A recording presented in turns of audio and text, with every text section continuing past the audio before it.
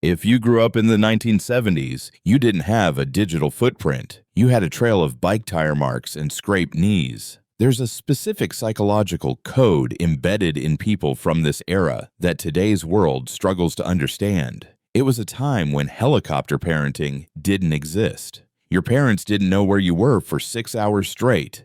And honestly, they weren't worried. This wasn't neglect. It was the ultimate training ground for self-reliance. Psychologically, the 70s generation was the last to grow up without a safety net. If you got lost, you didn't have GPS. You had to talk to a stranger or read a map.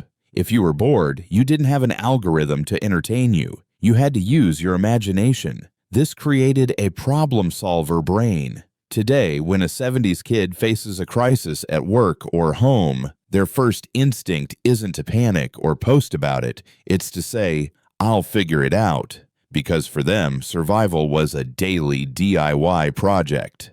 To understand the 70s child, you have to look at their parents, the silent generation, and the early boomers. These were people raised by parents who survived the Great Depression or fought in World War II. They didn't do participation trophies or emotional validation. They valued grit, silence, and duty. Growing up in that shadow meant you learned to read the room, handle your own business, and keep moving. It built a psychological backbone that is rare in the era of instant gratification.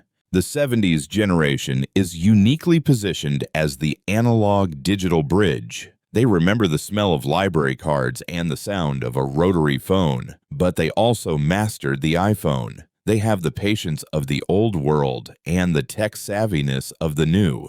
But here's the catch. Because they know what life was like before the noise, they often feel a deep, quiet exhaustion with today's hyper-connected society. They are the only ones who truly know what we've lost. While the world moves faster and gets louder, the 70s generation remains the anchor. They don't need likes to feel seen, and they don't need a tutorial to be brave. They are a reminder that strength isn't something you download. It's something you build in the dirt, under the sun, until the streetlights come on.